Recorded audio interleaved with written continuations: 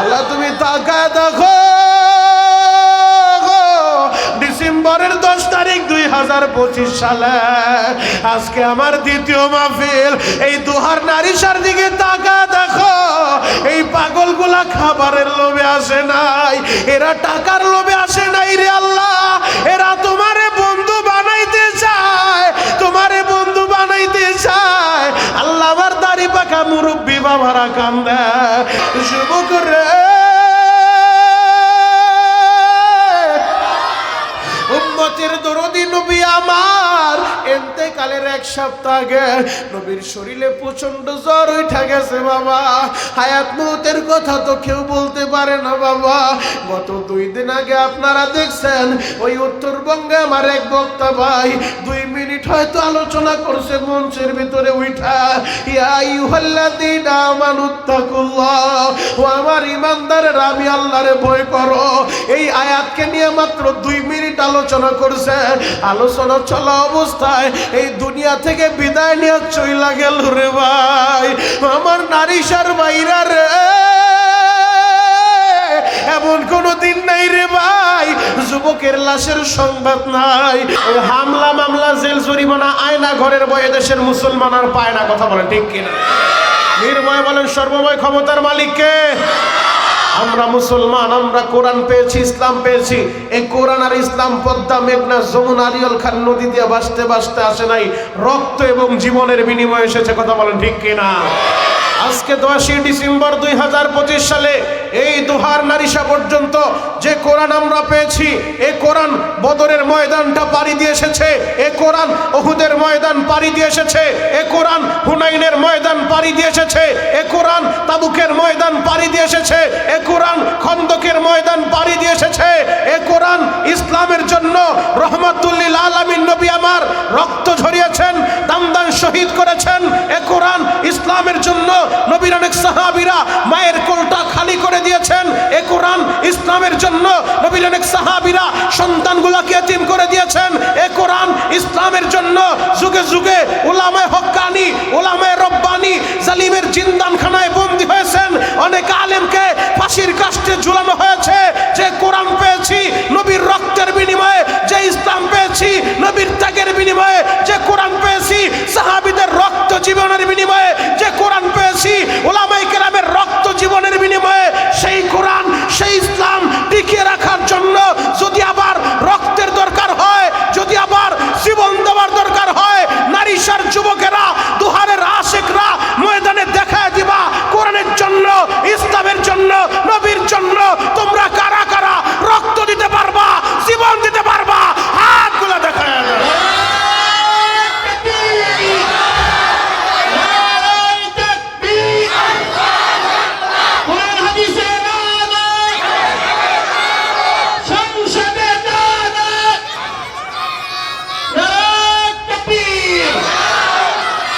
খারাপ লাগতেছে? কষ্ট হয়? আল্লাহু আকবার বলেন তো। বিশ্বাস করেন বাপ, আমি কোনো দলের দালালি করতে এই জায়গায় আসিনি, কোনো পীরের এজেন্ডা বাস্তবায়নের জন্য আসি নাই। আমি শরীয়তপুরি প্রতিদিন টেকনাফ থেকে তেতুলিয়া বহু এমপি মন্ত্রীর সামনে যেভাবে চেয়ারে বাড়ি দিয়া বলি, আপনাদেরকেও বলে যাই, 3.5 হাত বডির ভিতরে যতদিন প্রাণ থাকবে এ কণ্ঠে যদি আওয়াজ ওঠে তন্ত্রমন্ত্রের আওয়াজ না, আল্লাহু আকবারের আওয়াজ উঠবে। কথা বলেন ঠিক কিনা? মুরব্বী বাবার আল্লাহু আকবার যে যত জোরে বলবেন আপনার হাড়ের রোগ থাকবে না, আপনার হাড় আল্লাহ ভালো রাখবে। আল্লাহু আকবার বলেন তো। যতবার টাইম পাবেন শুধু সুবহানাল্লাহ আলহামদুলিল্লাহ আল্লাহু আকবার বলে আমার মালিকের খুশি করবেন। আমি আমার যুবকদেরকে একটা মেসেজ দিয়ে যাই, যুবক তুমি কোন দলের নেতা আর কর্মী এগুলো আমি দেখতে আসি নাই, কারণ এটা গণতন্ত্রের দেশ। এই গণতন্ত্র দেশ, সংবিধান তোমাকে স্বাধীনতা দিছে, তোমার যেই দল ভালো লাগে সেই দল তুমি করতে পারো। কেউ আওয়ামী লীগ করে, কেউ বিএনপি করে, কেউ জামাত করে, কেউ ইসলামী আন্দোলন করে, কেউ জাসদ বাসদ খেলাফত আরো অন্যান্য ইসলামী দল করতে পারে আপনার ব্যক্তিগত ব্যাপার। কেউ চরমনের পীরের মুরিদ হইতে পারেন, কেউ উজানির পীরের কাছে যাইতে পারেন, কেউ সারসিনা যাইতে পারেন, কেউ বাহাদুরপুর যাইতে পারেন, কেউ আবার দাওয়াত ও তাবলীগে সময় লাগাইতে পারেন, আপনার ব্যক্তিগত ব্যাপার। এগুলা দেখতে আমি আসি নাই, আমি কোনো পীরের গুণগান গাইতে আসি নাই। যত সময় কথা বলবো কোরআন সুন্নাহর আলোকে সহি কিছু মেসেজ দিব, তবে এগুলো আমাদের পরিচয় না। পরিচয় তো আমাদের একটাই, আমরা এক আল্লাহর বান্দা, এক নবীর উম্মত। কথা বলেন ঠিক কিনা? এটাই হলো আমাদের বড় পরিচয়। আমাদের আল্লাহ এক, আমাদের নবী এক, আমাদের কোরআন এক, আমাদের কাবা এক, আমাদের মদিনাও এক। কথা বলেন ঠিক কিনা?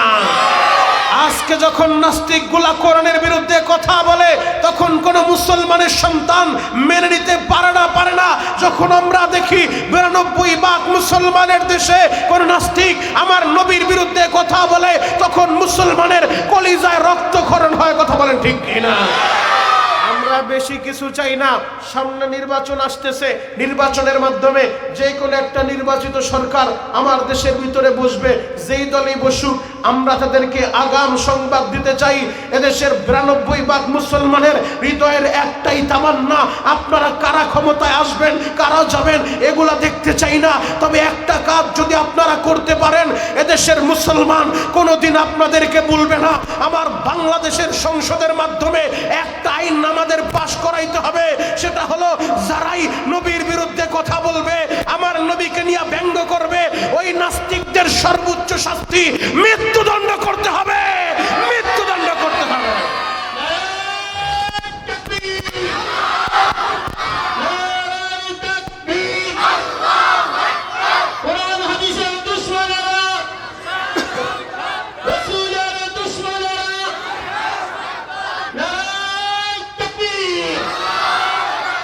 সবাই বলেন মারহাবা, আরো জোরে বলেন মারহাবা। খারাপ লাগতেছে বাবা?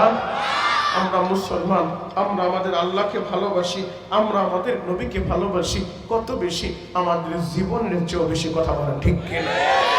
আল্লাহর বিরুদ্ধে যায়, নবীর বিরুদ্ধে যায়, যদি আমার ভাইও আল্লাহর বিরুদ্ধে চলে যায়, নবীর বিরুদ্ধে চলে যায়, যদি আমার বন্ধু আল্লাহর বিরুদ্ধে চলে যায়, নবীর বিরুদ্ধে চলে যায়, তার পরিচয় সে আমার ভাই না, তার পরিচয় সে আমার বন্ধু না, তার পরিচয় সে আমার দলের নেতা না। যদি নেতাও মঞ্চে দাঁড়ায় নবীর বিরুদ্ধে কথা বলে, সে আমার নেতা হইতে পারে না। যদি আমার কর্মী আমার নবীর বিরুদ্ধে কথা বলে, সে আমার কর্মী হইতে পারে না। যদি কোনো পীরের মুরিদ নবীর বিরুদ্ধে কথা বলে, সে পীরের মুরিদ হইতে পারে না। যদি কোনো পীর নবীর বিরুদ্ধে কথা বলে, সেই পীরও আমাদের কোনো পরিচয় তার সাথে থাকতে পারে না। কারণ নাস্তিকদের কোনো ধর্ম পরিচয় হতে পারে না, ওদের কোনো রাজনৈতিক পরিচয় থাকতে পারে না।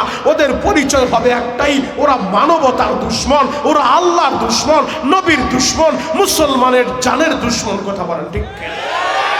যুবক, জ্বলন্ত একটা প্রমাণ আপনাদের সামনে আমি তুলে ধরবো। আল্লাহর নবীকে ভালোবাসা তার সাহাবীরা জীবনটা দেওয়ার জন্য ওয়ান টাইম প্রস্তুত ছিল।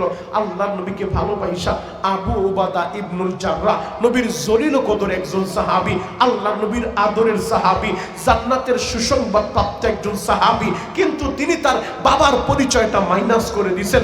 জাররাহ তার দাদার নাম, আবু উবাদা ইবনুল জাররাহ বাবার পরিচয় বাদ দিয়া দাদার পরিচয় তিনি পরিচিতি লাভ করলেন। কারণটা কি? প্রশ্ন রাখলাম, উত্তরটা আপনাদেরকে দিই। আবু উবাদা ইবনুল জাররাহ আমার নবীকে এতটাই ভালোবাসতো।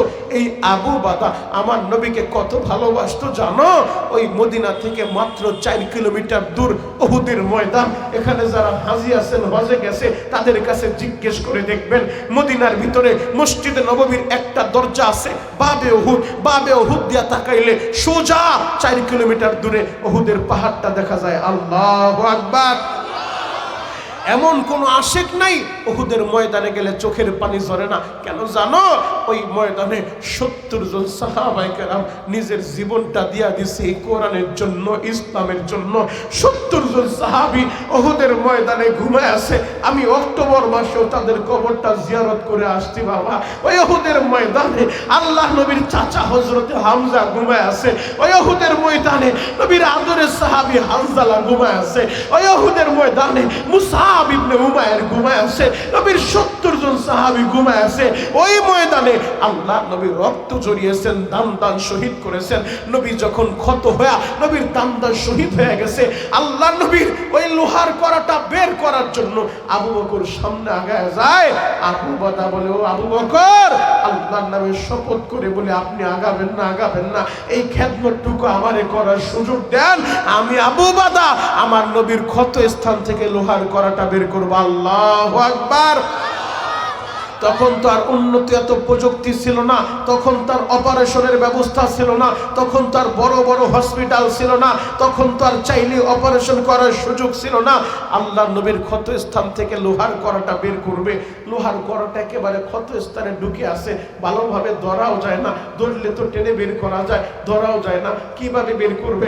আবু বাদা ইবনুল জাররাহ নবীর ক্ষত স্থানের কাছে মুখটা লাগায়া নিজের দাঁত দিয়া শক্তভাবে লোহার করাটা কামড় মারছে।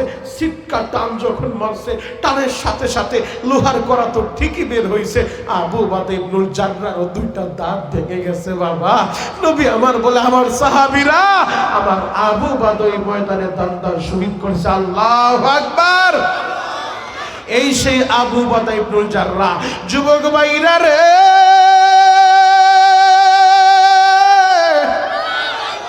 ইসলামের ইতিহাসে দ্বিতীয় হিজরতে মদিনা থেকে প্রায় 162 কিলোমিটার রাস্তা পাড়ি দিয়া নবী আমার ওই বদরের ময়দানে গিয়েছিলেন। বাবা ওই বদরের ময়দানে 313 জনের কাফেলা লইয়া রহমাতুল লিল আলামিন নবী আমার বদরের ময়দানে চইলা যায়। 17 রমজান ইসলামের প্রথম জিহাদ সংগঠিত হয়, দ্বিতীয় হিজরির 17 রমজান। বর্তমানে বদরের মাঠের পাশে বড় একটা মসজিদ আছে, যেই মসজিদের নাম মসজিদে আরিস। তখন কিন্তু মসজিদ ছিল না বাবা, তখন নবীর জন্য একটা তাবু গাড়া হইল।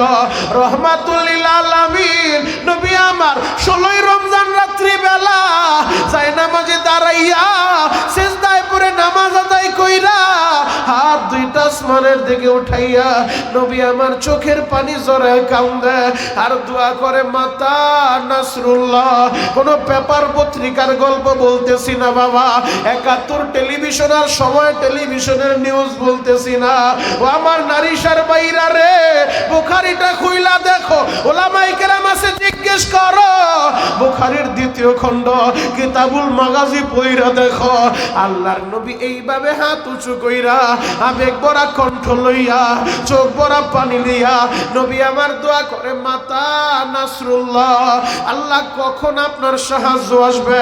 আমি 313 জন লইয়া বদরের ময়দানে দাঁড়ায় গেছি, আমাদের যুদ্ধের তরবারি নাই, আমাদের পর্যাপ্ত যুদ্ধের পোশাক নাই, আমাদের পর্যাপ্ত ঘোড়া নাই, আমাদের পেটে খাবার নাই। অপর পক্ষে আবু জাহেলের নেতৃত্বে 1000 কাফের দাঁড়ায় গেছে, ওদের খাবারের অভাব নাই, ওদের তরবারির অভাব নাই, ওদের ঘোড়ার অভাব নাই। ও দয়ার আল্লাহ, আমি 313 জন নিয়ে দাঁড়ায় গেলাম। যদি আগামীকাল ওই বদরের মাঠে আমরা হাইরা যাই, আপনারে আল্লাহ বলার মতো কিন্তু কেউ থাকবো না। আল্লাহ কখন আপনার সাহায্য আসবে? মাতা নাসরুল্লাহ। নবী দোয়া করে চোখের পানি ঝরে, হাত দুইটাও উপরের দিকে উঠে বাবা। এইভাবে উঠতে উঠতে হাত যখন আসমানের দিকে উঠে, রহমতের নবী আমার আসমানের দিকে তাকা বলে, মাতা নাসরুল্লাহ। দোয়া করতে করতে এই ডান কাঁধের উপর থেকে চাদরটা পইরা গেছে বাবা, নবীর এই গাড়ির নিচের শুভ্র অংশ বের হয়ে গেছে। এই দৃশ্যটা দেখা হযরতে আবু বকর পিছন দিক থেকে একটা দরমাই রাইসা চাদরটা লইয়া নবীর ঘাড়ের উপরে রাখছে আর বলে, হাসবুকা ইয়া রাসূলুল্লাহ। বুখারীতে এই শব্দই আসছে বাবা, হাসবুকা ইয়া রাসূলুল্লাহ। ওগো আল্লাহর নবী, যথেষ্ট হইছে, যথেষ্ট। আপনি আর কাঁদবেন না, কাঁদবেন না, অবশ্যই আল্লাহ আপনারে সাহায্য করবে। আমার আল্লাহ আমার নবীর সাহায্য করছে। আমার যুবক বন্ধুরা, আল্লাহ পবিত্র কোরআনে আয়াত নাজিল কইরা জানায় দেয়, ওয়া ইস্তাগীসুনা রাব্বাকুম ফাস্তাজাবা লাকুম আন্নী মুমিদ্দুকুম বিআলফিম মিনাল মালাইকাতি মুরদিফিন, আমি 1000 ফেরেশতা পাঠিয়ে দিব। ওই যে বদরের মাঠের পাশে একটা পাহাড় দাঁড়ায় রইছে, যেই পাহাড়ের নাম জাবালে মালাইকা, ফেরেশতা নাজিলের পাহাড়। পুরা পাহাড়টা বালুর পাহাড় বাবা। মক্কা মদিনায় সব জায়গায় পাথরের পাহাড়, আর ওই পাহাড়টা বালুর পাহাড়, জাবালে মালাইকা। ওই পাহাড়ের উপরে জিবরাইল নামছে ফেরেশতা লইয়া।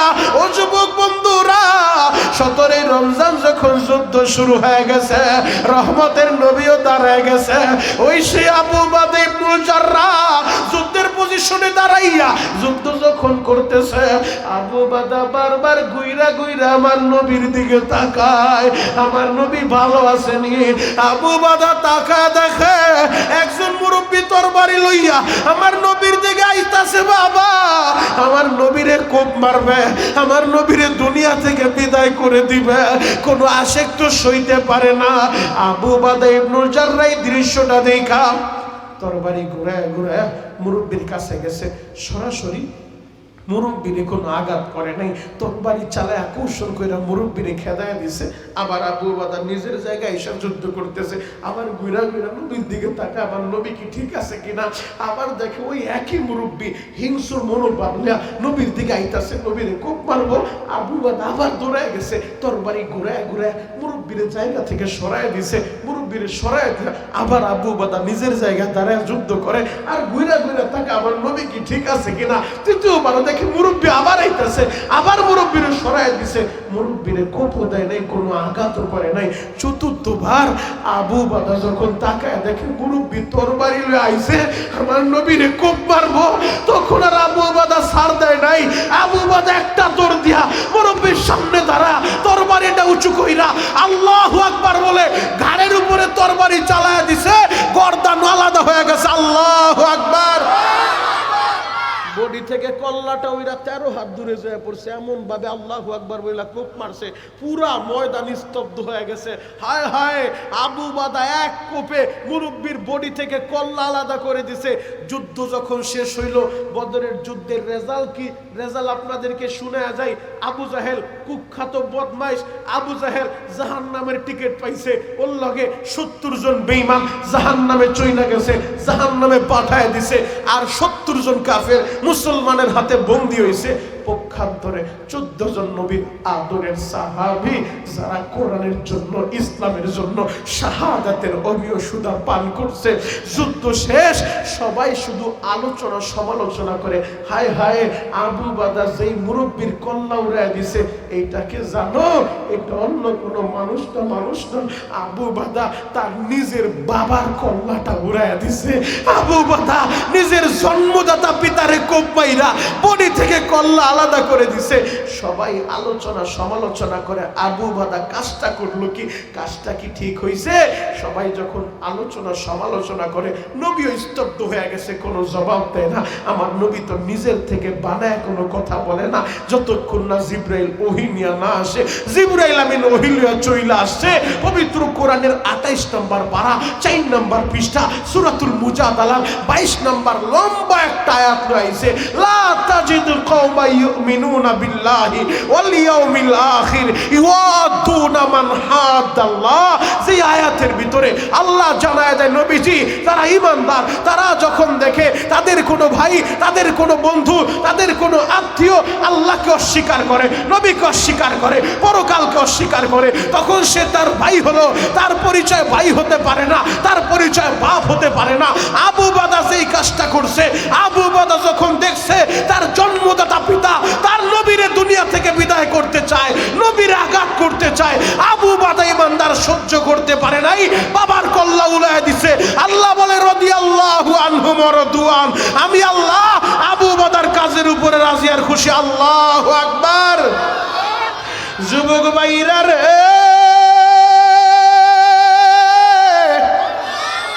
ইমানদার যারা ইমানদারের সামনে যখন ইমানদারের ভাই, ইমানদারের বাবা, ইমানদারের বন্ধু, ইমানদারের নেতাও যদি নবীর বিরুদ্ধে চইলা যায়, তখন তার পরিচয় ভাই বাবা নেতা থাকবে না, কারণ তার সাথে ইমানদারের কোনো আপোষ চলবে না। কথা বলেন ঠিক কিনা? যারা ইমানদার, আল্লাহ বলে উলাইকা হিজবুল্লাহ, এরা আল্লাহর দল, আল্লাহর দল। উলাইকা হিজবুল্লাহ, এরা হলো আল্লাহর দল। ও আমার যুবক ভাইরা, দাড়ি পাকা আব্বাজানেরা, আমি একটা কথাই আপনাদেরকে বুঝাইতে চাই। আবু উবাদা ইবনুল জাররাহ ইতিহাস করে গেলেন, নবীর বিরুদ্ধে যদি বাবাও চইলা যায়, বাবার সাথেও আপোষ থাকতে পারে না। তাহলে আমাদের বক্তব্য পরিষ্কার, এই 92 ভাগ মুসলমানের দেশে আমরা যদি দেখি কোন নাস্তিক নবীর বিরুদ্ধে কথা বলে, ও যত বড় নেতার খেতা হোক, এগুলা দেখার টাইম আমাদের নাই। নবীর বিরুদ্ধে কথা বললে জুতা দিয়া বাইরিয়া ওর কপালে চান্দি ফাটায় ফেলবো। কথা বলেন ঠিক কিনা? আজি আছেন না নাই? আরো জোরে বলেন, আজি আছেন না নাই? খারাপ লাগতেছে? শেষ করে দিব? চলবে? চলবে? আল্লাহু আকবার বলেন তো। কতক্ষণ চলবো? রাত পোহাই দিব? সারা রাত? সারা রাত? সারা রাত? সবাই থাকবেন? সবাই থাকবেন? আল্লাহকে হাত উঠায় দেখান তো কে কে ভাগবেন। এইটাই ঠিক। আপনারাও সারা রাত থাকবেন না, আমিও সারা রাত করবো না। আপনাদের তো একদিন আর আমার তো একদিন। এই রমজান পর্যন্ত বাংলাদেশে যতগুলা মাহফিল রাখছি, প্রতিদিন কোনোদিন 2টা 3টাও আছে। তো ইনশাআল্লাহ আল্লাহ যত সময় চালায় তত সময় চলবে আল্লাহু আকবার বলেন। বাবা বসো, কোনো উঠাউঠি চলবে না, যে যেমনা সেম নেবে বসে থাকবে ইনশাআল্লাহ। আল্লাহু আকবার বলেন। হে যুবক ভাইরা, হাজী সাহেব, বাবা জেনাটানে মামে নজর নাই, এক নজরে তাকায় থাকেন গো বাবা। আল্লাহরে ভালোবাসতে চাইলে আগে নবীরে ভালোবাসো। কুল ইন কুনতুম তুহিব্বুনাল্লাহ ফাত্তাবিউনি ইউহিব্বুকুমুল্লাহ। আল্লাহ বলেন, নবী গো, দুনিয়ার মানুষের জানায় দেন, যারা আমি আল্লাহরে ভালোবাসতে চাই, ফাত্তাবিউনি ইউহিব্বুকুমুল্লাহ, আগে যেন আপনারে ভালোবাসে, আগে যেন আপনার ইত্তেবা অনুসরণ করে। যারা নবীরে ভালোবাসতে চাও, নবীর সুন্নতের জন্য পাগল হও, নবীর সুন্নতের মালা গলায় লাগাও। মান আহাব্বা সুন্নতি ফাকাদ আহাব্বানি। এরে যুবক, দয়ার নবী, মায়ের নবী 1000 বছর আগে নবী আমার হাদিস শুনে যায়, আল মুসলিমু মান সালিম আল মুসলিমুনা মিন লিসানিহি ওয়া ইয়াদি। প্রকৃত মুসলমান তো সে যার জবান দিয়া অপর মুসলমানরে কষ্ট দেয় না, যার হাত দিয়া অপর মুসলমানরে কষ্ট দেয় না। আমার নারী সার বাবাজিরা, দিলের কানটা লাগাইয়া এখন কথাগুলো শুনবেন। আশিকে রাসূল কয়জন আছো এখন প্রমাণ হয়ে যাবে রে বাবা। দেওয়ালে দেওয়ালে লিখলি আশিক হওয়া যায় না, বড় গেটটা নয় আশিক দাবি করলে আশিক হওয়া যায় না। ওই খেসুরি খাওয়া, জিলাপি খাওয়া আশিক হয়ে লাভ নাই। আশিক যদি হইতে চাও খাব্বাবের মতো হয়ে যাও, আশিক যদি হইতে চাও হানজালার মতো হয়ে যাও, বেলালের মতো হয়ে যাও। দরকার হলে নবীর জন্য কলিজা কাইটা দিব, নবীর অপমান মেনে নিব না। কথা বলেন ঠিক কিনা? যুবক রে, উম্মতের দরদি নবী আমার ইন্তেকালের 1 সপ্তাহ আগে নবীর শরীরে প্রচন্ড জ্বর উঠে গেছে বাবা। হায়াত মউতের কথা তো কেউ বলতে পারে না বাবা। গত 2 দিন আগে আপনারা দেখছেন ওই উত্তরবঙ্গে আমার এক বক্তা ভাই 2 মিনিট হয়তো আলোচনা করছে মঞ্চের ভিতরে উঠা, ইয়া আইয়ুহাল্লাযীনা আমানুত্তাকুল্লাহ, ও আমার ইমানদারেরা আমি আল্লাহরে ভয় করো। এই আয়াতকে নিয়ে মাত্র 2 মিনিট আলোচনা করছে। আলোচনা চলা অবস্থায় এই দুনিয়া থেকে বিদায় নিয়ে চইলা গেল রে ভাই। আমার নারী সার ভাইরা রে, এমন কোনো দিন নাই রে ভাই যুবকের লাশের সংবাদ নাই। গত কয়েকদিন আগে আমি ঢাকার রায়ারবাগে মুফতি হাবিবুর রহমান মেজবা কুয়াকাটা হুজুরের পরে আমার বয়ান ছিল, আমার আখিরি মোনাজাত ছিল বাবা। আমি যখন দোয়াটা শেষ কইরা স্টেজ থেকে নামছি, বারবার শুধু মোবাইলে টেলিফোন আসে। আমি ফোনটা রিসিভ করতেই ওই কালীগঞ্জ বাজারের আমার এক অভিভাবক, আমার এক ছাত্রের গার্ডিয়ান আমারে টেলিফোন করে কান্দে আর বলে, হুজুর মাদ্রাসার একটা হুজুর একটু রাস্তায় আসতে বলেন, আমার ছেলে দুনিয়ায় নাই গো, আমার এই ছেলেটার জানাজা পড়াইতে হবে। এর নামে তো দুনিয়া রে ভাই, বাবার কাঁধে সন্তানের লাশ, দাদার কাঁধে নাতির লাশ। এর যুবক বাহাদুরি করে কোনো লাভ নাই। এই মুহূর্তে আমি শরীয়তপুরি মারা যাইতে পারি, এই হুজুর মারা যাইতে পারে, আমার মসজিদ কমিটির ভাইরা মারা যাইতে পারে। আজ থেকে 2 বছর আগে তোমাদের এই জায়গায় এসে আমি শরীয়তপুরি বয়ান করেছিলাম। একটু হিসাব মিলে দেখো, ডানে বামে নজর কইরা দেখো, 2 বছর আগে আমার সামনে বৈশা যারা বয়ান শুনছে এদের ভিতরে অনেকেই আজকে দুনিয়ায় নাই। বাসা বাড়িতে আমার অনেক মা বোনেরা বয়ান শুনছিল রে ভাই, আজকে অনেকেই দুনিয়ায় বাইচা নাই। আজকে 2025 সালের 10 ডিসেম্বর আমি শরীয়তপুরি প্রধান বক্তা হিসাবে দাওয়াত করে নিয়ে আসেন আপনাদের এলাকার সন্তান ওই সৌদি প্রবাসী বাহলুল ভাই আমারে এত ভালোবাসে আপনি কল্পনাও করতে পারবেন না। বারবার রিকোয়েস্ট করে আর বলে, হুজুর আরেকটা বার আমার এলাকায় আপনাকে যেতে হবে। ওই যে বাহলুলের রিকোয়েস্টে আপনাদের এলাকায় আসলাম, আমিও বয়ান করতেছি।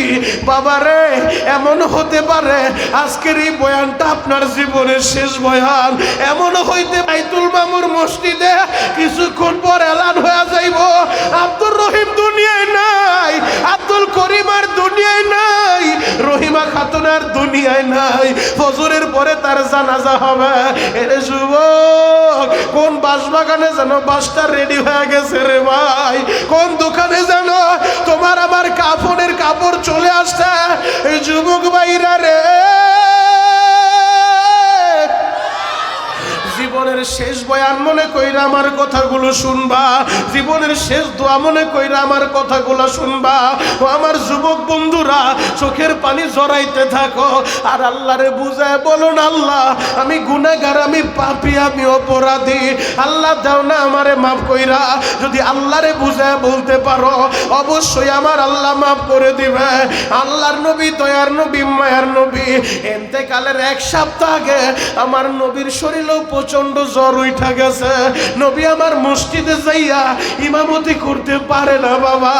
ওই অবস্থায় নবীর চাচাতো ভাই হযরতে ফজল রে ডাক দিছে, এরে ফজল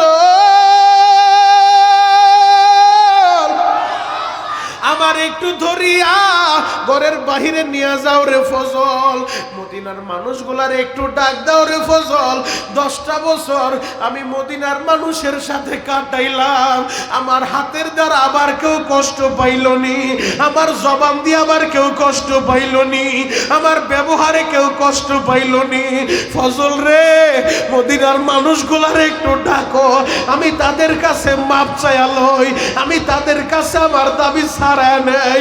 ও আমার নারী সারা আশিকে রাসূলরা বসে বসে চোখের পানি জড়াইবা উম্মতের দরদি নবী, যেই নবীর সামনে পিছনে কোনো গুনাহ নাই, যার জন্য গোটা জগৎ আল্লাহ সাজাইল, যিনি ইমামুল মুরসালিন, যিনি খতাবুন নবীর, যিনি দুজাহানের বাদশা, দুজাহানের বাদশা হইয়া নবী আমার মানুষের কাছে দাবি ছাড়াইতে চায়।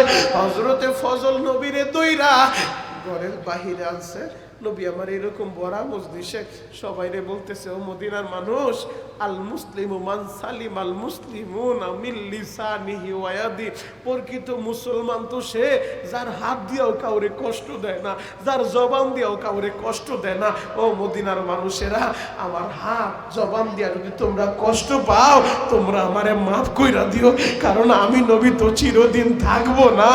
এই কথাটা যখন বলছে বাবা, পুরা মজলিসের ভিতরে কান্না শুরু হয়ে গেছে। সাহাবায়ে কেরাম বলেন, নবীজি আপনি বলেন কি, আপনি আমাদের কি কষ্ট দিবেন, আপনি আমাদেরকে কি কষ্ট দিবেন? এই কথা বলতে বলতে হঠাৎ করে মাঝখান থেকে একজন সাহাবী দাঁড়ায় গেছে, দাঁড়ায় বলে, ইয়া রাসূলুল্লাহ, ইয়া হাবিবাল্লাহ, নবীজি আপনি যদি বেয়াদবি না নেন, যুদ্ধের ময়দানে ছুরি চালাইতে যায় আপনার হাতের ছুরির একটা আঘাত আমার পিঠের ভিতরে লাগছিল। নবী গো, আপনি যদি বেয়াদবি না নেন, অনুমতি দেন, তাহলে আমি প্রতিশোধটা নিতে চাই, আমি আমার বদলাটা নিতে চাই, আমিও আপনার শরীরে ছুরির আঘাত কইরা আমি আমার বদলাটা নিতে চাই। এই কথা বলার পরে সাহাবায়ে কেরাম দাঁড়ায় গেছে। হাই হাই, সাহাবী বলে কি, নবী অসুস্থ শরীরে নবীরে মারতে চায়, ছুরি দিয়ে আঘাত করতে চায়, প্রতিশোধ লইতে চায়। ওমর দাঁড়ায় ছটফট করতেছে, সহ্য করতে পারে না। কোন বেঈমান দাঁড়ায় বললে কল্লা উড়ায় দিতাম। ও নবীর সাহাবী হইয়া, নবীর ছাত্র হইয়া নবীরে আঘাত করতে চায়। নবী বলে, সাহাবী আসো আসো, তুমি আঘাত কইরা তোমার বদলাটা নাও, আমারে মাফ করে দাও। ওই সাহাবী বলে, নবী গো,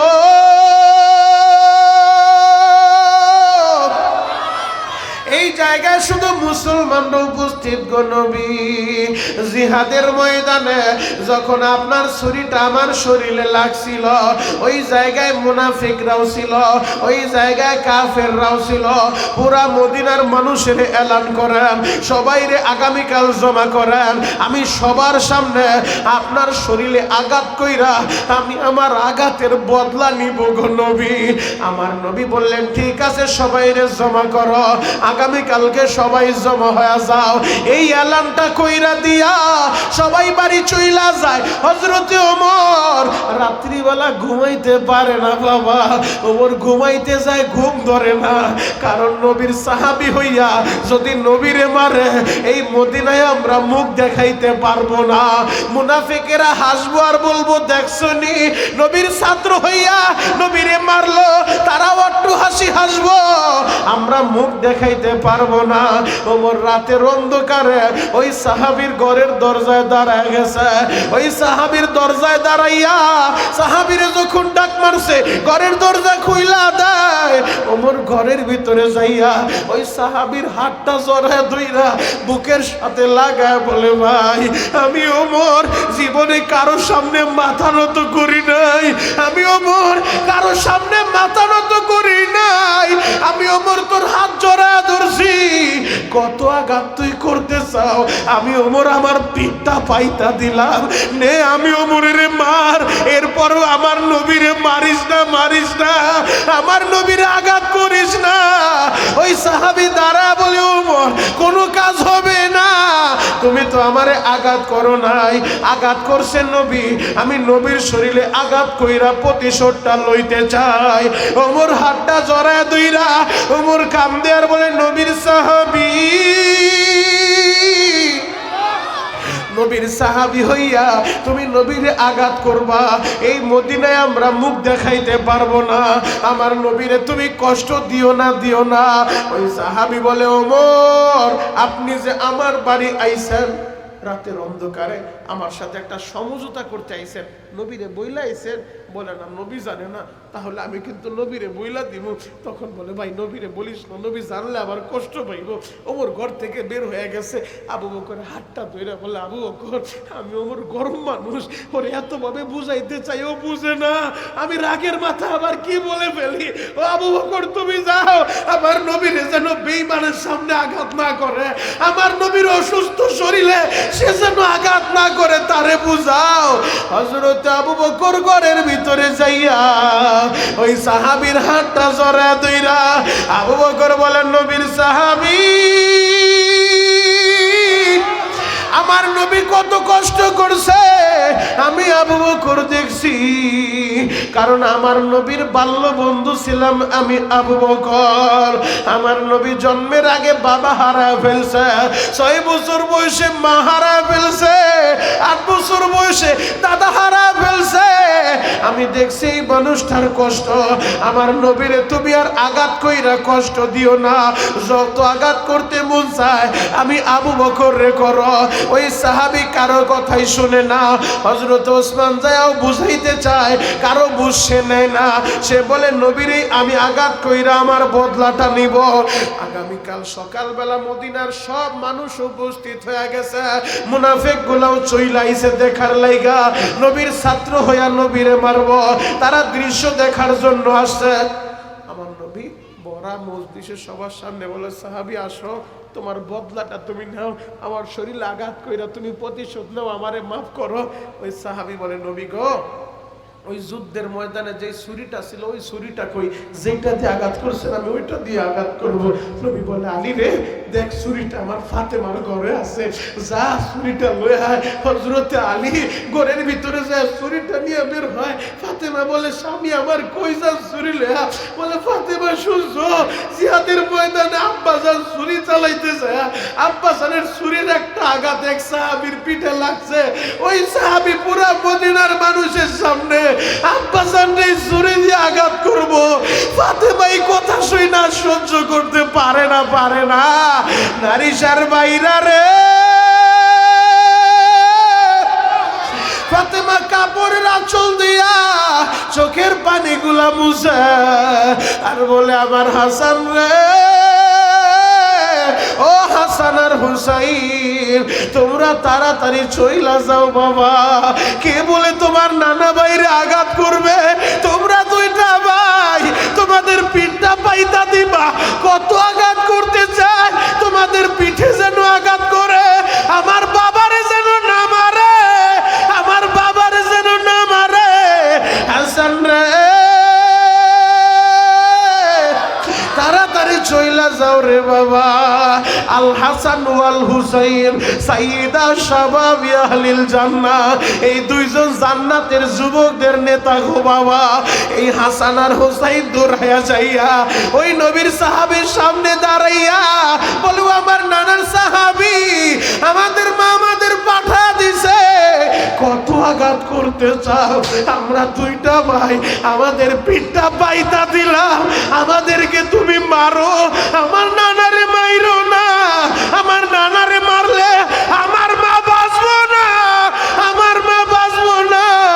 আমার মা ঘরের ভিতরে বসে বসে কান্দে, আমার নানারে তোমরা আঘাত কইরো না। ওই সাহাবীর এই কথা শুই না আমার নবী তখন হাসান হুসাইনকে সরায় দেয়, বলে, ও সাহাবী আসো, আমি নবীরে আঘাত করো। আমার নবীর চরিত্রটা দেখো বাবা। আল্লাহ এমনি এমনি বলে নাই, লাকাদ কানা লাকুম ফি রাসূলিল্লাহি উসওয়াতুন হাসানা। ও আমার নারীশার বাইরা রে, নবী আমার বলে, সাহাবী এই লো তোমার ছুরি, তুমি আমি নবীর শরীরে আঘাত কইরা বদলা নাও, আমারে মাফ করো। ওই সাহাবী পিছনে দাঁড়ায় বলে, নবী গো, বেয়াদবি নিয়েন না গো নবী। যখন যুদ্ধের ময়দানে আপনি ছুরি চালাইছেন, আমার পিঠে লাগছে, দুর্ভিক্ষের কারণে আমার গায়ে তো জামা ছিল না, আমার পিঠটা ছিল উদাম, আপনার পিঠে দিয়ে পোশাক আছে, নবী গো আপনার পিঠ থেকে পোশাকটা সরান, আপনার পিঠটা উদাম করেন, চাদরটা সরান, আমি উদাম শরীরে আঘাত করব। আমার নবী বলে, সাহাবী রে, এই এত মানুষের সামনে আমার শরীরটা উদাম না করলে হয় না, আমার পিঠটা উদাম না করলে হয় না, তুমি চাদরের উপর দিয়ে আঘাত করো। সাহাবী বলেন, না গো নবী না, আমার শরীরে কাপড় ছিল না, আপনার শরীরেও থাকতে পারবো না, আপনি পিঠের কাপড় সরান, আমি উদাম শরীরে আঘাত করব। রহমতের নবী, তার চরিত্রটা দেখো বাবা। আজকে কোন নবীরে নাস্তিক গুলা বোকা দেয়? আমার নবী যখন পিঠ থেকে চাদরটা সরায় দিছে, ওই সাহাবী ওই ছুরিটা ফালাইয়া দিয়া আল্লাহু আকবার বইলা আমার নবীরে জড়ায় ধরছে, নবীরে জড়ায় ধরছে। আমার নবীর এই দুই ঘাড়ের মাঝখানে কবুতরের ডিমের মতো একটা মোহরে নবুয়তের চিহ্ন ছিল। ওলামায়ে কেরাম আছে, জিজ্ঞেস করো, এই দুই ঘাড়ের মাঝে কবুতরের ডিমের মতো মোহরে নবুয়তের চিহ্ন। ওই সাহাবী নবীরে জড়ায় দুইটা, এই ঠোঁট দুইটা ওই মোহরে নবুয়তে লাগায়া বারবার চুমু খায়, ঠোঁট দুইটা মোহরে নবুয়তে লাগায়, নবীরে চুমু খায়া সাহাবী এবার দাঁড়ায় বলে, ইয়া রাসূলুল্লাহ, ইয়া হাবিবাল্লাহ, নবী গো, আপনি বেয়াদবি নেন না গো নবী, আমি কেমনে আপনারে আঘাত করব? আমি তো একটু কৌশল কইরা আমার এই ঠোঁট দুইটা মোহরে নবুয়তে লাগাইলাম গো নবী। কারণ যেই ঠোঁট মোহরে নবুয়তে লাগছে এই ঠোঁটে জাহান্নামের আগুন লাগবো না। আমি আমার জান্নাতটা নিশ্চিত করার লাইগা আমি মোহরে নবুয়তে একটু কৌশল কইরা অভিনয় কইরা আমি মোহরে নবুয়তে চুমু খাইলাম। আমি আপনারে জড়ায় ধরলাম, নবী গো আপনি আমারে মাফ করে দেন গো নবী। ও আমার আশিক রাসূল ভাইরা, ও আমার দাড়ি পাকা আব্বাজানেরা, আমার ওই নবী বলছে আল মুসলিমু মান সালিম আল মুসলিমুনা মিন লিসানিহি ওয়া ইয়াদি। প্রকৃত মুসলমান সে যার হাত এবং জবানের অনিষ্ট থেকে আরেক মুসলমান নিরাপদ থাকে। কেন তুমি নবীরে ভালোবাসবা না? কেন তুমি নবীর জন্য পাগল হইবা না? আল্লাহ জানায় দেয় দুনিয়ার মানুষ রে, আমি আল্লাহরে পাইতে চাও আগে নবীরে ভালোবাসো। নবীরে পাইতে চাও নবীর সুন্নতের পাগল হও, নবীর সুন্নতের মালা গলায় লাগাও। এরে যুবক, আমার নবী মা যেমন তার সন্তানরে ভালোবাসে, মার চেয়েও নবী তার সাহাবীদেরকে, নবী তার উম্মতের বেশি ভালোবাসতো। মা যেমন সন্তানের জন্য পাগল, নবী তার মায়ের চাইতো উম্মতের জন্য। মা যেমন সন্তানের পাগল মার মতো, নবী উম্মতের জন্য মার চাইতো বেশি পাগল। আল্লাহু আকবার। জ্বলন্ত একটা প্রমাণ আপনাদের সামনে আমি দিব। খারাপ লাগতেছে বাবা? শেষ করে দিব? তাহলে চোখের পানিগুলা রেডি করেন। মাত্র 5 মিনিট আলোচনা চলবে। এক নজরে শুধু আমার দিকে তাকায় থাকেন। পুরা ময়দানে চোখের পানি দেখতে চাই। আশেক কয়জন আছে আজকে প্রমাণ হয়ে যাবে। আশেক দাবি করলে আশেক হওয়া যায় না। এই যে যেই মানুষগুলা বসে বসে কাঁদছে, এদের দিলের ভিতরে নবীর মহব্বতটা অনেক বেশি বাবা। এদের কলিজায় সমানায় না, নবীর কষ্ট এরা সহ্য করতে পারে না। যুবক রে, আজকের এই ময়দানে বৈশা চোখের পানি দিয়ে আল্লাহরে বলবো, আল্লাহ যেহেতু আমারে মাহফিলে নিয়ে আইছো, আমার জীবনের গুনাহগুলা ধুইয়া বুইসা পবিত্র কইরা এরপরে আমাদেরকে বাসায় ফিরাইবা। চিৎকার মেরে বলেন আমিন। এই মজলিসে অনেকের মা নাই, অনেকের বাবা নাই, বসে বসে এখন কাঁদবেন। যুবক, পায়ে হাত রেখা বলে যাই, মা যেমন সন্তানের জন্য পাগল, নবী মার চাইতে উম্মতের জন্য বেশি পাগল। আল্লাহর নবী তার আদরের একজন সাহাবী মুআয ইবনে জাবাল, মুআয ইবনে জাবালকে ইয়ামানের গভর্নর বানাইছে। ইয়ামানের গভর্নর বানায়া এখন তার বিদায় দিতেছে। মা যেমন সন্তানকে বিদায় দেয়, এই দুহারের অনেক মানুষ প্রবাসীর বাড়িতে থাকে। প্রতিটা ঘরে ঘরে প্রবাসী আছে না নাই? আরো জোরে বলেন আছে না নাই? দেখবেন সন্তান যখন প্রবাসের বাড়িতে যায়, মায়ের সন্তানকে গাড়ির ভিতরে উঠায় দিয়া সন্তান যতই বলে মা বাড়ি যাও, মায়ের বাড়ি যায় না। মায়ের রাস্তায় দাঁড়ায় যেই গাড়িতে ছেলেটারে উঠাইছে ওই গাড়িটার দিকে তাকায় থাকে আর কাপড়ের আঁচল দিয়া চোখের পানিগুলা মুছতে থাকে আর বলে, মালিক রে, আমার সন্তানটা তোমার উপরে হামলা করলাম। আল্লাহ হাজার হাজার কিলোমিটারে দূর প্রবাসে যায়, আল্লাহ ওই জায়গায় ওর আপন কেউ নাই, ওরে তুমি দেখারাই করে তুমি ভালো রাখো। যুবক, এমন কোন রাত নাই আমার প্রবাসীরা আমার কাছে দোয়া চায় না রে ভাই। আজকেও মালয়েশিয়ার একটা প্রবাসী টেলিফোন করে বারবার কাঁদে আর বলে, শরীয়তপুরে ভাই আমি বড় বিপদে আছি, কাজ নাই, বৈধ কাগজও নাই, আমার গ্রামের বাড়ির অবস্থাও ভালো না, বাড়ি থেকে টাকাই না যে চলবো পারবো না। আজকে আমার দেশের প্রবাসীরা অবহেলিত। আজকে আমার দেশের প্রবাসীদেরকে রাষ্ট্র সেইভাবে মর্যাদা দেয় না। প্রবাসীরা দুইটা টেলিফোন আনলে অনেকের মাথা গরম হয়ে যায়। প্রবাসীরা কারো বাবার টাকায় মোবাইল আনবে না, এদের মাথার গাম পায়ে জড়ায়া এদের কষ্টের টাকায় এরা টেলিফোন কিনে আনে। এগুলা নিয়ে যারা বেশি পারে তিরিং বিরিং করে, প্রবাসীরা যদি রেমিডেন্স পাঠানো বন্ধ করে দেয় তখন বুঝবা। কথা বলেন ঠিক কিনা? এই জন্য আমি বলবো প্রবাসী ভাইদের ফেসিলিটি দিতে হবে, রাষ্ট্রীয়ভাবে তাদেরকে মর্যাদা দিতে হবে, কারণ এরা আমার দেশের রেমিডেন্স যোদ্ধা। কথা বলেন ঠিক কিনা? আজকে আমার দেশ তাদেরকে সেইভাবে মূল্যায়ন করতে চায় না। অনেক মন্ত্রী কামলা বইলা বকা দেয়, ও কপাল পোড়া, ওরা কামলা হইল মাথার গাম পায়ে ফেলায়া, মাথার গাম পায়ে ফেলায়া হালাল উপার্জন করে, তোদের মতো দেশের টাকা চুরি কইরা বিদেশে পাচার করে না। কথা বলেন ঠিক কিনা? যুবক ভাই পায়ে হাত রেখা বলে যায়, আমার কথায় কষ্ট নিও না। আমি কেন প্রবাসীদেরকে বেশি ভালোবাসি, আমি কেন প্রতিটা ওয়াজে প্রবাসীদের জন্য দোয়া করি জানো? কারণ এদের কষ্ট আমি আমার চোখ দিয়া দেখে আসছি। আমারে কেউ বলছে ব্যাপারটা এমন না, আমি এই চোখ দিয়া দেখে এরপরে বলতেছি। তোমরা তো মনে করো দুহারের যুবকরা প্রবাসী মানে টাকার মেশিন, চাইলেই পাওয়া যায়। বাবার টাকার মোটর সাইকেল লইয়া তুমি ফুটানি দেখাও, এই টাকা কামাইতে বাবার কত কষ্ট হয় তুমি কি জানো ভাই? তুমি কি জানো? এই বাবা এমনও সময় যায়, এমনও প্রবাসী আছে এক কাপড়ে সপ্তাহের পর সপ্তাহ কাটায় দেয়। কথা বলেন ঠিক? মক্কা মদিনায় গেলে দেখতে পাই প্রবাসীদের কষ্ট। ওদের কষ্ট দেখলে আর সহ্য করা যায় না। এমনও প্রবাসীর কারুগুজারি আছে, শুনলে আপনি চিৎকার মেরে কাঁদবেন আর বলবেন আল্লাহ এত কষ্ট এরা করে। কষ্টের পরে হয়তো আল্লাহ তাদেরকে সুখ দেয়, তবে অধিকাংশ প্রবাসী কষ্ট করে বাবা, এরপরে আল্লাহ কষ্টের পরে তো আল্লাহ সুখ রাখছে। ধৈর্য ধরলে আল্লাহর কাছে চাইলে আল্লাহ তো অবশ্যই দেয়। তবে প্রবাসীদের অনেক কষ্ট হয়। সবচেয়ে বড় কষ্ট, এর চেয়ে বড় কষ্ট আর কি হইতে পারে? 4 বছরের সন্তানটা লয়া বিবিরে লয়া এয়ারপোর্টে গেছে, সন্তানটা বারবার বাবারে জড়ায় ধরে আর বলে বাবা তোমারে যাইতে দিব না। কয়েকদিন আগে মোবাইলে একটা ভিডিও দেখে সহ্য করতে পারি নাই, ছোট্ট একটা মেয়ে এয়ারপোর্টে যায় বাবারে জড়ায় ধরে চিৎকার মারে আর বলে বাবা তুমি আমারে ছুঁয়ে যাইও না, যাইও না। এখন বাবা যতই ছুটাইতে চায় ছুটাইতে পারে না, আবার পা দুইটা জড়ায় ধরে বলে বাবা তোমারে যাইতে দিব না, আমারে তুইও তুমি যাও না, তোমারে ছাড়া আমি ঘুমাইতে পারবো না। বাবাই বলে মারে আমি তোর জন্য খেলনা কিনে নিয়ে আসবো। ছোট্ট মেয়েটা বলে আমার খেলনা লাগবো না বাবা, আমার তোমারই লাগবো, তোমারই লাগবো। আমি খেলনা চাই না বাবা, বাড়িতে অনেক খেলনা আছে, আমার আর খেলনা চাই না। আমার দুহার নারীসার বাইরা রে, ওই দূরপ্রবাসে যারা আছে রে ভাই, আমি দিল থেকে এদের জন্য দোয়া করি।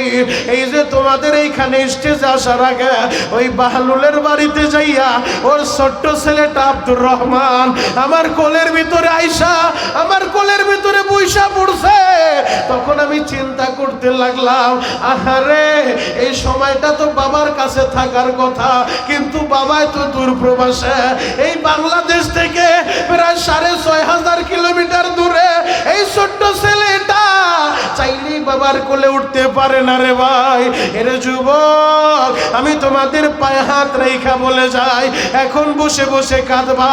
মায়ে যখন সন্তানের বিদায় দেয়, সন্তান যেই গাড়িতে উঠে ওই গাড়িটা যত দূর দেখা যায়, মা দাঁড়ায় দাঁড়ায় চোখের পানি জড়াইতে থাকে আর সন্তানরে বিদায় দিতে থাকে। এইরকম মা যেমন বিদায় দেয়, নবী আমার তাড়াতাড়ির সাহাবী মুআজ ইবনে জাবাল রে ইয়ামানের গভর্নর বানাইছে। মুআজ যাবে ইয়ামানের গভর্নর হইছে। নবী এখন তারে বিদায় দেয়, উটের উপরে উঠায় দিছে।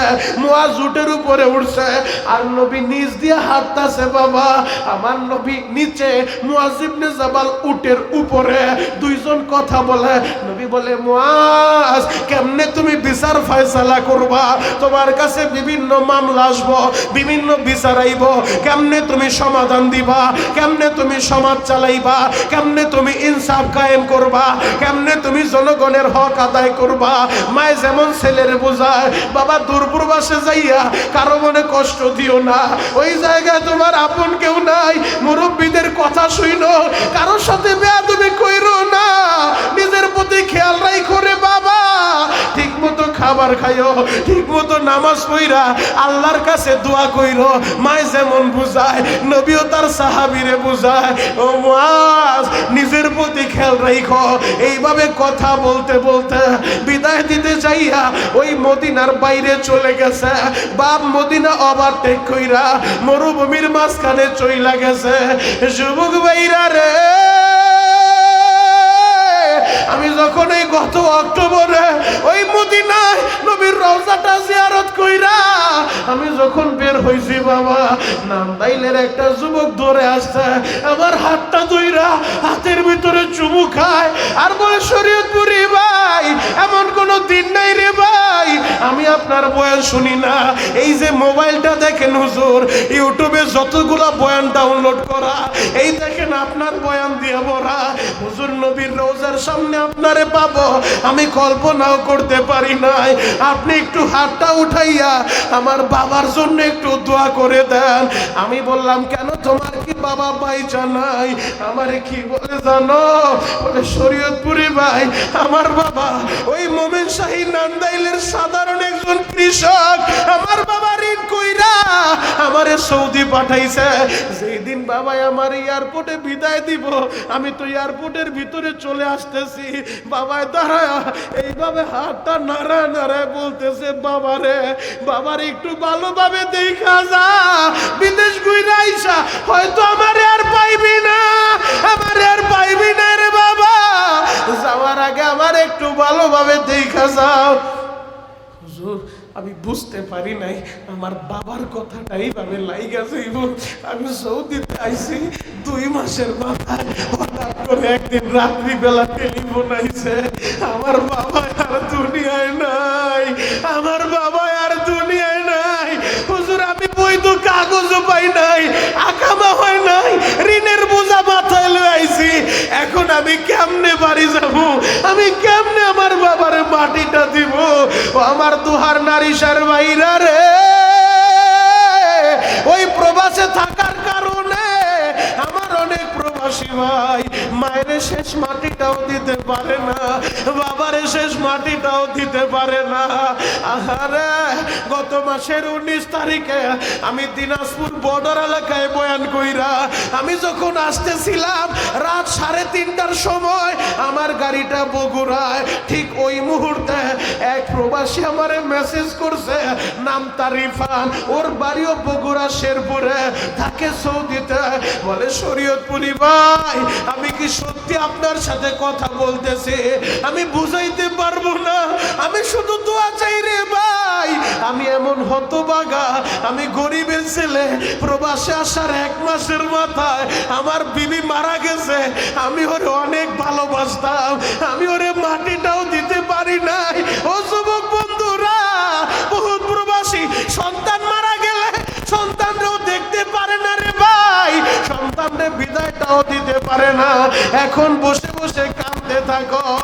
ওই নান্দাইলের যুবক বলে, আমার বাবার কথা এইভাবে লাইগা যাইব, আমিও তো বুঝতে পারি নাই, আমি আমার বাবারে মাটিটাও দিতে পারলাম না। আমার নবী তার সাহাবী মুআয ইবনে জাবাল রে বিদায় দিতে যাইয়া মরুভূমিতে দাঁড়াইয়া মুআয ইবনে জাবাল উটের উপরে নবী আমার মাটি দিয়ে হাঁটতেছে, একটা পর্যায়ে হাতটা নাড়ায়া রহমতের নবীও বইলা দেয়, রে মুআয, আমি নবীরে ভালোভাবে দেখা যাও, এরপরে তুমি মদিনায় আইসা হয়তো আমি নবীরে আর পাইবা না, আমার আর পাইবা না। মুআয রে, আমারে ভালোভাবে দেখা যাও রে মুআয। এই কথাটা বইলা নবী চোখের পানি ছাইরা দিছে। মুআয ইবনে জাবাল মরুভূমির মাঝখানে উটের উপর থেকে ঘাড়টা ঘুরাইয়া আমার নবীর দিকে তাকাইছে। বাবা, তাকায় দেখে নবীও কান্দে, মুআয ইবনে জাবালও কান্দে। মুআয ইবনে জাবাল একটা চিৎকার মাইরা ওই উটের উপর থেকে গড়াইয়া গড়াইয়া মরুভূমির মাঝখানে পইরা গেছে, বালু মাখা শরীরটা লইয়া আমার নবীর দিকে পাগলের মতো দৌড় মারছে। বাবা, নবী আমার হাতটা বাড়ায় দিছে, আরে মুআয, আমি নবীর বুকে আয়। মুআয ইবনে জাবাল বালু মাখা শরীরটা লইয়া নবীর জড়া ধইরা মুআয কান্দে আর বলে, নবী গো, আপনি থাকবেন মদিনায়, আমি থাকবো ইয়ামানে, আমি আপনারে ছাড়া থাকতে পারবো না, পারবো না। নবী গো, আমি মদিনায় থাকতে চাই। আমার নবী বলে, মুআয রে, যদিও আমি মদিনায় তুমি ইয়ামানে, তবে তুমি আমার থেকে দূরে না, দূরে না। মান আহাব্বা সুন্নতি ফাকাদ আহাব্বানি, যদি আমার সুন্নতের মোহাব্বত থাকে তুমি ইয়ামানে থাকলে আমার থেকে দূরে না, আমার কাছাকাছি কাছাকাছি। আল্লাহু আকবার। আর যদি মদিনায় থাইকাও আমার মুহাব্বত তোমার দিলে না থাকে, তুমি আমার পাশে না, আমার থেকে বহুত দূরে। নারী সারা আশেকরা মনে ব্যথা থাকতেই পারে, বাড়ি আমার বাংলাদেশে, সোনার মদিনা থেকে 6500 কিলোমিটার দূরে। আমার বাড়ি যদি মদিনায় হইতো, আমি তো আমার নবীর রোজায় বারবার সালাম দিতে পারতাম। বাড়ি যদি মদিনায় হইতো, মদিনায় মরলে জান্নাতুল বাকিতে আমার মাটি হইতো। আমি হতভাগা, আমি নবীরও পাইলাম না, নবীর যুগেও আইলাম না, মদিনায়ও জন্ম হইল না। এই ব্যথা যেন না থাকে। 1500 বছর আগে সমাধান নবী দিয়া গেছে, মানা হাব্বা সুন্নতি ফাকাদ হাব্বানি ওয়া মানা হাব্বানি কানা মাই ফিল জান্নাহ। উম্মত, তুমি যেখানেই থাকো আমার সুন্নত ভালোবাসবা তো আমারই ভালোবাসলা, আমারে ভালোবাসলে আমি নবীর সাথেই জান্নাতে থাকবা। আরো জোরে বলো। তাহলে নবীর সাথে জান্নাতে থাকার নিয়ত আছে না নাই? আরো জোরে বলেন, আছে না নাই? মনটাই কি চায় না, জীবন কি চায় না নবীর রওজার সামনে ধরে আমার নবীর একটা সালাম দিবেন, আসসালাতু ওয়াসসালামু আলাইকা ইয়া রাসূলুল্লাহ, আসসালাতু ওয়াসসালামু আলাইকা ইয়া হাবিবাল্লাহ। মনটাই কি চায় না রে বাবা? আমি তোমাদের জন্য দোয়া করব। আমি বড় পীর না রে ভাই, আমার সে বড় পীরের অভাব নাই, আমার সে বড় মাওলানা মুফতির অভাব নাই। এরপরও প্রতিদিন আমার বয়ান শুনে আলেমরা কান্দে। গতকাল যখন রংপুরে বয়ান করতেছিলাম, রংপুরের সবচেয়ে বড় মাদ্রাসা জুম্মাপাড়া মাদ্রাসা, ওই মাদ্রাসার শাইখুল হাদিস আমার স্টেজের বাম পাশে বইসা চিৎকার মেরে মেরে কান্দে। হুজুরের কান্না দেখা হাজার হাজার মানুষ কান্না শুরু করছে। যুবক রে, এমন কোনো দিন নাই আলেমরা কান্দে না, এমন কোনো দিন নাই যুবকরা কান্দে না। কেন কান্দে জানো? আমার মার দোয়া, আমার মার দোয়া, বাবার দোয়া। যুবক রে, এই হাত দুইটা দিয়ে আমি তোদের জন্য দোয়া করব, তোদের সাথে মুসাফা করব। এই হাত দিয়া বহুতবার কাবাগরের গিলাফটা আমি ধরছি। আমি গত মাসেও কাবার গিলাফ ধইরা কাবার মালিক রে বলছি, ও কাবার মালিক, বাংলাদেশে গেলে যত মাহফিলে যাব, যত মার পাগল ছেলেগুলা আমার মজলিসে বৈশা চোখের পানি জড়াইব, তোমার হাবিবের কথা শুই না, এদের মদিনা না দেখে তুমি মৃত্যু দিবা না। চিৎকার মেরে বলেন আমিন। আমি দিল থেকে তোমাদের জন্য দোয়া করব ভাই। আমি তোমাদের পায়ে হাত রেখা বলে যাই, আমার সাথে ওয়াদা কইরা বাড়িতে যাইবা, জীবনে যতদিন বাঁচবা আমার নবীরে কষ্ট দিবা না, জীবনে যতদিন বাঁচবা আমার আল্লাহরে কষ্ট দিবা না, জীবনে যতদিন বাঁচবা আল্লাহর হুকুমের বিরুদ্ধে যাইবা না, জীবনে যতদিন বাঁচবা ওই মার মনে আঘাত দিও না, দিও না, বাবার মনে আঘাত দিও না। জীবনে যতদিন বাঁচবা কোনোদিন নামাজটা ছাইরা দিবা না। কারা কারা নিয়ত করতে পারো হাত দুইটা আল্লাহরে দেখায় দাও। হ্যাঁ, চিৎকার মাইরা ডাক দাও না আল্লাহ, জোরে ডাক দাও, ডাক দাও, ডাক দাও, ডাক দাও, ডাক দাও, ডাক দাও। হ্যাঁ, চিৎকার মাইরা ডাক দাও, ডাক দাও, ডাক দাও। যুবক ডাক দাও না আল্লাহ। আল্লাহ তুমি তাকায় দেখো, ডিসেম্বরের 10 তারিখ 2025 সালে আজকে আমার দ্বিতীয় মাহফিল। এই দুহার নারীসার দিকে তাকা দেখো, এই পাগলগুলা খাবারের লোভে আসে নাই, এরা টাকার লোভে আসে নাই রে আল্লাহ। এরা তোমারে বন্ধু বানাইতে চায়, তোমারে বন্ধু বানাইতে চায়। আল্লাহ, আমার দাড়ি পাকা মুরব্বী বাবারা কান্দে, আলেম ওলামা কান্দে, মসজিদ কমিটির ভাইরা কান্দে। এদের চোখের পানি তুমি ফিরা দিও না। এ জীবনে না করিলাম বন্দেগি, গুনাহ করে কাটাইলাম জিন্দেগি, তওবা করে আবার তওবা ভাঙিলাম,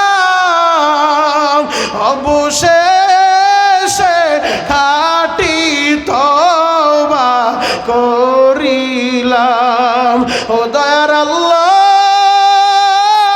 এই নারীসার মানুষের কবুল কইরা লও, আমার মা বোনদের কবুল করে লও, আমার যুবকদের কবুল করে লও, আমার মুরব্বীদের কবুল করে নাও। হজ না করে একজনের কবরে নিও না। চিৎকার মেরে বলেন বাবা আমিন। আরো জোরে বলেন আমিন। মনটায় কি চায় না জীবনে একবার এহরামের 2 টুকরা কাপড় পইরা হাজির বেশ দুইরা তালবিয়া পড়তে পড়তে তুমিও আরাফার ময়দানে যাইবা? মনটায় কি চায় না বাবা হাজির মতো সেলাইবিহীন 2 টুকরা কাপড় পইরা তালবিয়া পড়তে পড়তে তুমিও কাবা ঘরটা তাওয়াফ করবা, তুমিও সাফা মারওয়া সাই করবা, তুমিও মিনার মুজদালিফায় যাইবা, তুমিও আমার নবীর রওজার সামনে দাঁড়া আমার নবীর একটা সালাম দিবা? আমার নবী কি বলছে জানো? নবী জানা গেছে মানজারা কবরি ওয়াজাবাত লাহু শাফাতি। আমার উম্মত যারা আমার রওজা জিয়ারত করবা তোমার জন্য সুপারিশ করা আমি নবীর উপরে লাজিম হয়ে যায়, নবীর উপরে লাজিম হয়ে যায়। ও দয়ার আল্লাহ আমাদের সবাইকে নবীর রওজা জিয়ারতের সুযোগ দান করেন। চিৎকার মেরে বলেন আমিন। কষ্ট পাইছেন? খারাপ লাগছে? এই মজলিসে যার মা নাই বাবা নাই আমি আপনাদের মা বাবার জন্য দোয়া করব। এই যে আমার ভাইরা বসে বসে কাঁদতেছে, আমার আল্লাহর একটু দেখান তো কার কার বাবা মারা গেছে, কার কার বাবা বাইচা না, একটা হাত উঁচু করেন। বাবা মারা গেছে কার? হাত উঁচু করেন। এই যে দেখেন, এই যে দেখেন আমার ভাই কেমনে চিৎকার মেরে কান্দে, তার বাবা বাইচা নাই। মা মারা গেছে কার? আর একটা হাত উঁচু করেন। মা মারা গেছে কার? আর একটা হাত উঁচু করেন। এই যে তাকায় দেখেন কেমনে আমার ভাইরা কান্দে। ও মাহারা ছেলেরা, ও বাবারা ছেলেরা জবান খুইলা পড়তে থাকেন রব্বির হামহুমা কামা রব্বায়ানি সগীরা। হাতটা একটু উঁচু করে রাখেন।